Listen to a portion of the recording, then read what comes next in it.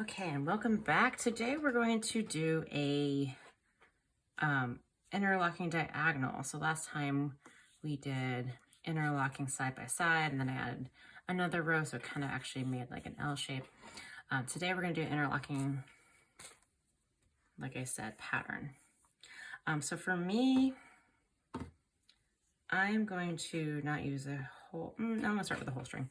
And I'm going to use a string that's actually the color of my work strings. Why not? As a review, this one's ended over, it looks like, so I'm going to try to start under for this string. And your very first row is going to look the same. So we're going to do, like I said, a diagonal. So you're going to go across, pulling through, not too tight, leaving a little room, and then going back opposite. So that's over, so under, so this should be over.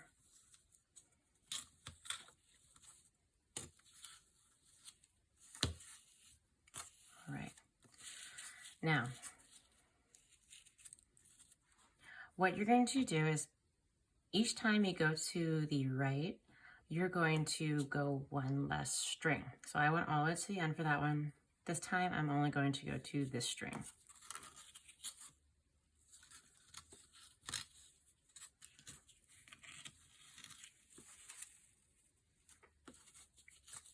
So I'm going to wrap around this string. I'm going to ignore that end string. And you're basically going to keep doing that until you've made a diagonal. So that one under, that goes over.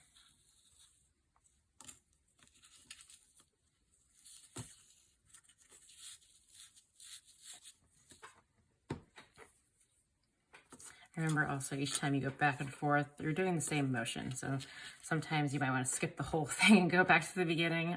Don't do that. Make sure you are, you could make an interesting texture, but make sure you're weaving both ways. So I went that string first, now this string. Now this string, I'm going to go back again. That one was under, it's going over. Okay, under. And remember, the worst thing that could happen is my string just comes out and I have to do that row again. Okay, now I'm going to go to this string only.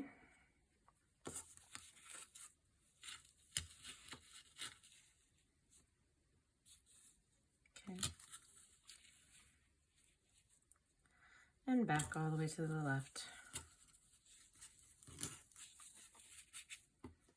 And then forward again. And I'm moving to this one. It's getting shorter and shorter. And under, over, under. Oh, crazy. Okay, then I can just do one more this way. And back. And we'll call it a day. Well, not call it a day, but that's my diagonal. So it's each time I took a step back on a string. All right, remember last time when we talked about these, we talked about one color string and the other color string interlocking. So same thing needs to happen, except for instead of just interlocking on one string, you're going to think about it as on each one of these strings.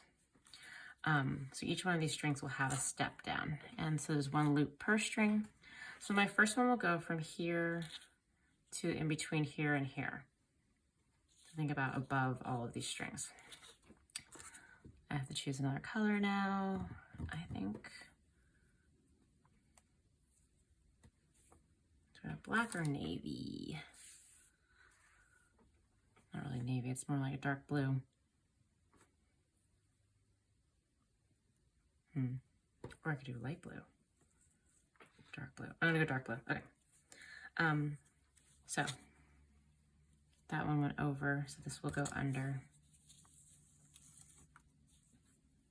over, go in between the loops, and go back.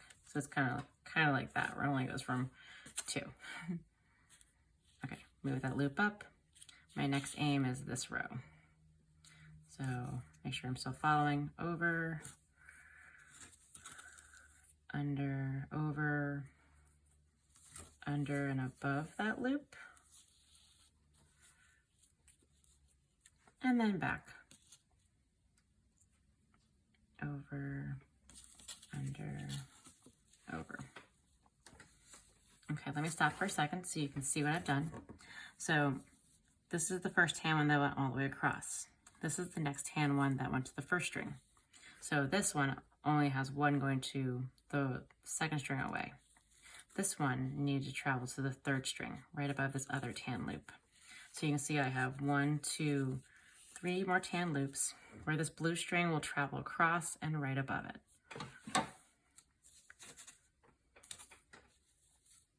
Okay.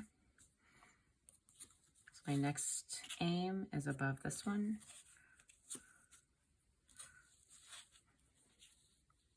So this warp string right here, I need to go over to get around it. And I'm going to come back over under.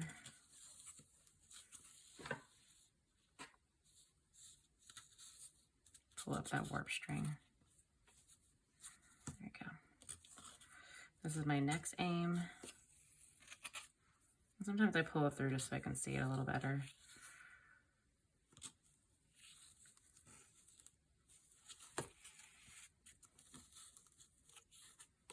Okay. Push that one up and go back the other way.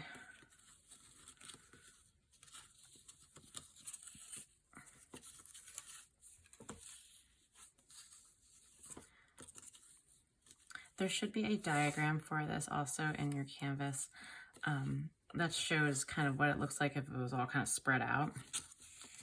You can use that diagram as well. Okay, so I went over that one, so the last one is to go over this one, and I'll probably do one solid row across, kind of like how my tan one has a solid row.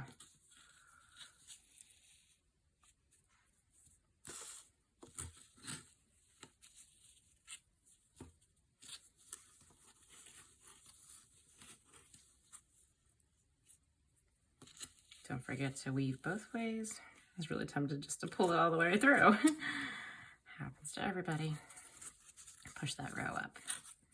Okay, so one more solid one across, so it looks like my other one up here, and you can see this is running into problems with this one. I'm just going to trim it a little bit. When you have big loops, that can happen too, where you run into your loops and you start pulling them when you're pulling your main string, and then it gets really confusing why it's pulling. So this way they're short, but they're not too short. All right. Will this make it back? Oh, my poor warp string's starting to get a little bit tight. That might make it back. I'm gonna try.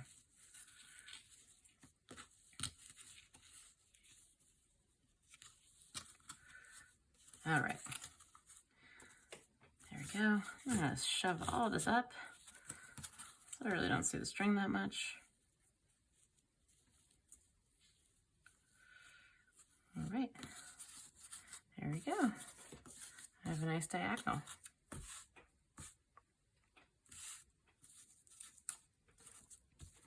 All right, I'm gonna do another row in the next video. That's all for kind of our side-by-sides, so it's up to you if you want to experiment with some other combinations of how to put things together. But then the next video, we're going to learn how to tuck everything and make pom-poms, and those are optional. So I'm going to weave this one, and the next time I see you, we'll actually also talk about fringe at the bottom.